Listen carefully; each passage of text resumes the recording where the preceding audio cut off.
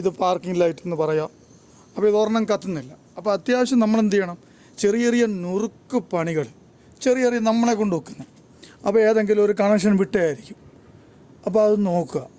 ഈ വയർ തമ്മിലെടുത്തങ്ങ് ഇവിടെ ഒരു വയറുണ്ട്, ഇതെടുത്ത് കൊടുക്കുക. ഇത് കത്തിക്കണ്ട.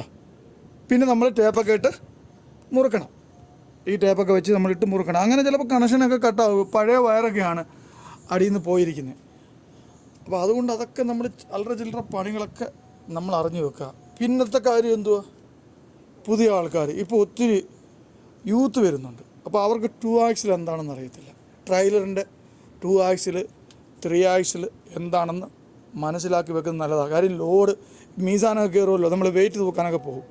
അപ്പോൾ അതിൽ 2 ആക്സിൽ എത്ര ലോഡ് ലിമിറ്റാണ്, 3 ആക്സിൽ എത്ര ലോഡ് ലിമിറ്റുണ്ട്, അതൊക്കെ നമ്മൾ അറിയണമെങ്കിൽ നമ്മൾ ഓടിക്കുന്ന ട്രailer 2 ആക്സിലാണോ 3 ആക്സിലാണോ എന്ന് മനസ്സിലാക്കണം. വേണ്ട, 2 ആക്സിലാണ് ഇപ്പോൾ ഇത് 2 ആക്സിൽ സിത്താരയാണ്. അപ്പോൾ ഇതുപോലെയാണ് ഫ്ലാറ്റ് ട്രailerഉം വരുന്നത്. അത് മനസ്സിലാക്കിയാൽ മതി. അപ്പോൾ ഇത് 2 ആക്സിലാണ്. അതുപോലെ ഇത് ഫ്രീ ആക്സിലാണ് കേട്ടോ. ഗിയർ ബോക്സിൻ്റെ ശക്തി അല്ലെ ഇഞ്ചൻ ഗിയർ ബോക്സിന് കൊടുക്കുന്ന ശക്തി ആക്സിൽ വഴിയോ സബ് ആക്സിൽ വഴിയോ ഇങ്ങോട്ട് വരുന്നില്ല. ഇത് ഫ്രീ ആക്സിലാണ്. അപ്പോൾ ചിലർ ചോദിക്കാറുണ്ട് ട്രailer ന്യൂട്രൽ ഓടിക്കാമോ എന്ന്. ഒരിക്കലും നമ്മൾ ന്യൂട്രൽ ട്രailer ഓടിക്കരുത്. ഇപ്പോൾ ഡീസലിൻ്റെയൊക്കെ വിലയാണ്. അപ്പോൾ നമ്മൾ വിചാരിക്കും അത്യാവശ്യം ചെറുതായിട്ടൊക്കെ ഒരു 100 മീറ്റർ 200 മീറ്റർ 500 മീറ്ററൊക്കെ ന്യൂട്രൽ അടിച്ച് പാലോന്ന്. ഒരിക്കലും ചെയ്യരുത്. ട്രailer ഫ്രീ ആക്സിലാണ്. അപ്പോൾ ന്യൂട്രോഡ് ആയിക്കഴിഞ്ഞാൽ നമുക്ക് മനസ്സിലാവുമല്ലോ എന്താണെന്ന്. ഒന്നാമത് ഇതിന് പിടുത്തമില്ല. പിടുത്തമുള്ള ഏതാ, ഈ രാസിൻ്റെ ടയറിനാണ് പിടുത്തമുള്ളത്. മിക്കവാറും ഉള്ള ട്രailerന് മൊത്തം ഈ രാസിൻ്റെ ടയർ. ഇവിടെ മാത്രമേ ഇഞ്ചിൻ്റെ ശക്തി ഗിയർ ബോക്സ് വഴി ഡ്രൈവ് ആക്സിൽ വഴി ഇങ്ങോട്ട് കൊടുക്കുന്നുള്ളൂ. അപ്പോൾ ഇതൊക്കെ നമ്മൾ മനസ്സിലാക്കുന്നത് വളരെ അത്യാവശ്യമാണ് തുടക്കക്കാർ. അപ്പോൾ ഞാൻ ആദ്യം പറഞ്ഞത് എന്തുവാ, ഈ ട്രailerൻ്റെ അകത്ത് മിനിമം ലൈറ്റ് ഒരു 5 എണ്ണം ഉണ്ടായിരിക്കണം. അപ്പോൾ ഒന്നൊക്കെ കത്തുന്നില്ലെങ്കിൽ രാത്രി ഒന്ന് ശ്രദ്ധിക്കണം. എപ്പോൾ രാത്രി നമ്മൾ ഓടുമ്പോൾ ലൈറ്റെല്ലാം കത്തുന്നുണ്ടോയെന്ന് ശ്രദ്ധിക്കണം. ഇല്ലെങ്കിൽ അതും പോലീസുകാർ പിടിച്ചാൽ കുഴപ്പമാണ്. പിന്നെ ചില വാഹനത്തിനുള്ള ഈ ഫ്രണ്ട് ഹൗസിംഗ് ഒക്കെ കൊടുക്കുന്ന ചില റെയറായിട്ടുള്ള റിഗിലൊക്കെ ഓടുന്ന വണ്ടികൾക്ക് മാത്രം. അപ്പോൾ ഈ അറിവൊക്കെ വെച്ച് വേണം നമ്മൾ വാഹനങ്ങൾ ഓടിക്കാൻ. അതുപോലെ ബാക്കിൽ 2 ആക്സിലുള്ള ട്രailerുണ്ട്, നമ്മൾ 4 വീൽ എന്നൊക്കെ പറയും, റിഗിലൊക്കെ ഓടുന്നത്. അപ്പോൾ അവിടെ നമുക്ക് ഇതുപോലെ 2 ആക്സിൽ കാണും. ഹൗസിങ്ങും അതുപോലെ എല്ലാ സിസ്റ്റമുള്ള 2 ആക്സിൽ കാണും. അപ്പോൾ അത് നമ്മൾ മനസ്സിലാക്കുക. അപ്പോൾ അതിനുള്ള ഓപ്ഷനും ഗിയറും കാര്യങ്ങളും ഒക്കെ ഫ്രണ്ട് ക്യാബിനകത്ത് കൊടുത്തിരിക്കും. അപ്പോൾ പലരും മെസ്സേജ് ചോദിക്കാറുണ്ട്, ഇത് എങ്ങനെ 2 ആക്സിലാണോ ഫ്രണ്ട് ആക്സിൽ വർക്കിംഗ് ആണോ എന്നൊക്കെ ചോദിക്കും. ഇതുപോലുള്ള എല്ലാ ട്രailerനും ഫ്രണ്ട് ആക്സിലില്ല, ഫ്രീ ആക്സിലാണ്.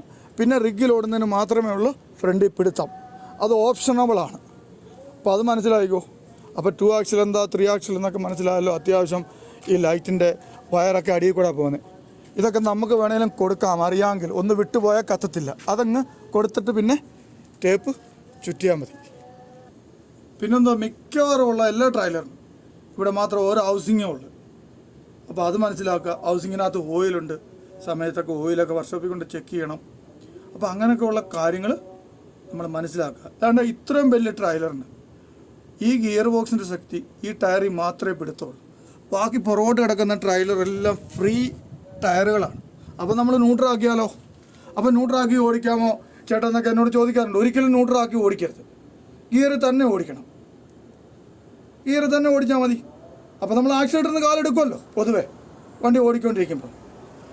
അപ്പോൾ അങ്ങനെയുള്ള ഡീസൽ സേവ് ചെയ്താൽ മതി. അല്ലാതെ ന്യൂട്രലിട്ട് ഡീസൽ സേവ് ചെയ്യുന്നതിനെക്കുറിച്ച് വലിയ വാഹനം ഒരിക്കലും നിങ്ങൾ ചിന്തിക്കരുത്. അത് ബ്രേക്കിലും ആക്സിഡൻറ്റിലും എല്ലടിക്കാനും ഒക്കെ ഒന്ന് പെട്ടെന്നൊന്ന് ചവിട്ടി എല്ലടിക്കാനൊക്കെ കാരണമുണ്ട്.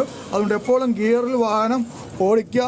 ലോഡ് അനുസരിച്ച്, ഇറക്കം അനുസരിച്ച്, കയറ്റം അനുസരിച്ച് ഏത് ഗിയറിലാണോ ആ രീതിയിൽ ഓടിക്കുക. പിന്നെ നമ്മൾ മനസ്സിലാക്കേണ്ടത് നമ്മുടെ ടാങ്കിൻ്റെയൊക്കെ കപ്പാസിറ്റി കാര്യങ്ങൾ, ഏത് ടാങ്കിൽ കൂടാണ് മെയിൻ എഞ്ചിനിലേക്ക് ഡീസൽ പോകുന്നത്, ആ കപ്പാസിറ്റിയൊക്കെ കാര്യങ്ങളും അതിൻ്റെ പൈപ്പും ഒക്കെ നമ്മൾ മനസ്സിലാക്കി വെക്കണം. പിന്നെ ഈ ട്രailerൻ്റെ പൈപ്പ് കുറിക്കുന്ന കാര്യം അതൊക്കെ മനസ്സിലാക്കി വെക്കണം. ഞാൻ വരും ദിവസങ്ങളിൽ അങ്ങനെയുള്ള വീഡിയോസൊക്കെ ഇടുന്നതായിരിക്കും. ഇത് തുടക്കക്കാർക്ക് വേണ്ടിയുള്ള വീഡിയോ ആണ്. അപ്പോൾ ഇങ്ങനെയുള്ള കാര്യങ്ങൾ മനസ്സിലാക്കുക. അടിയിൽ എന്തൊക്കെ ഉണ്ട്, കാര്യങ്ങൾ എവിടെയൊക്കെയാണെന്ന് മനസ്സിലാക്കുക. പിന്നെന്തുവാ, മിക്കവാറും എല്ലാ വണ്ടിയുടെയും ബോണറ്റ് തുറക്കുന്ന ഈ ഭാഗത്തൊക്കെയാണ് അതിൻ്റെ ക്ലിപ്പ്. ഇത് ബെൻസ് ആക്ട്രസ് ആണ്. ഈ സൈഡ് ഒരു ക്ലിപ്പ് അവിടെയും ഒരു ക്ലിപ്പ് ഇവിടെ ഉണ്ട്. ഇങ്ങനെയാണ് ഓപ്പൺ ചെയ്യുന്നത്. അപ്പോൾ മിക്കവാറുള്ള വണ്ടികളെല്ലാം ഇതുവഴിയാണ് ഓപ്പൺ ചെയ്യുന്നത്. ചില വാഹനങ്ങളൊക്കെ ഉണ്ട് അകത്തായിരിക്കും അതിൻ്റെ സിസ്റ്റം. നമ്മൾ അത് അകത്ത് ഓപ്പൺ ചെയ്തിട്ട് പിന്നെ വെളിയിൽ നിന്ന് ഓപ്പൺ ചെയ്യണം. അതുപോലെ സൈഡ് ഡോറൊക്കെ തുറക്കുന്ന ഈ ഭാഗത്താണ് മിക്കവാറും എല്ലാ വണ്ടിയും. വോൾവോയുടെയൊക്കെ അകത്തായിട്ടൊരു വലിക്കുന്ന ലിവർ കാണും. ഇതിൻ്റെയൊക്കെ ദാണ്ട് ഈ ഭാഗത്ത് ഇത് കണ്ടോ, ഇവിടെ നമ്മൾ ഞെക്കിയാൽ മതി. ഇവിടെ കൈ കൊണ്ട് ഞെക്കുമ്പോൾ ഇവിടെ ഞെക്കുക, അന്നേരം ഓപ്പൺ ആവും. 2 പ്രാവശ്യം ഞെക്കുക, 2 ലോക്കാണ്. അങ്ങനെയാണ് ഈ സൈഡ് ഡോറൊക്കെ നമ്മൾ ഈ വിധത്തിലാണ് തുറക്കേണ്ടത്. പിന്നെന്തോ സ്റ്റീരിംഗ് ബോക്സിൻ്റെ ഓയിൽ ഒഴിക്കുന്നത് മിക്കവാറും വണ്ടിയുടെ അടിയിലായിരിക്കും. ഇതിനൊക്കെ സ്പേസ് ഉണ്ടായിട്ട് അടിയിലാണ്. മനസ്സിലാക്കുക. ഇവിടെ തുറന്ന് നമ്മൾ ഓയിലൊക്കെ വേണമെങ്കിൽ ഈ വിധത്തിൽ ചെക്ക് ചെയ്യാം. പിന്നെ ലിഫ്റ്റ് പമ്പ് ഈ ഭാഗത്താണ് കൊടുത്തിരിക്കുന്നത്. എന്തെങ്കിലും പമ്മലോ എല്ലാം കാണിച്ചാൽ ഡീസൽ എയർ കയറുമോ ഇത് നമുക്ക് എയർ എടുക്കാമെന്ന് സിസ്റ്റം ചെയ്താൽ.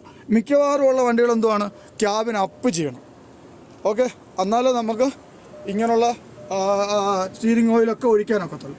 അത് ക്യാബിൻ അപ്പ് ചെയ്തേ ഒക്കത്തുള്ളൂ. അപ്പോൾ ആയിക്കോട്ടെ, ഇന്ന് ഞാൻ ഇത്രയും വീഡിയോ മാത്രമേ തുടക്കക്കാർക്ക് ഇടുന്നുള്ളൂ.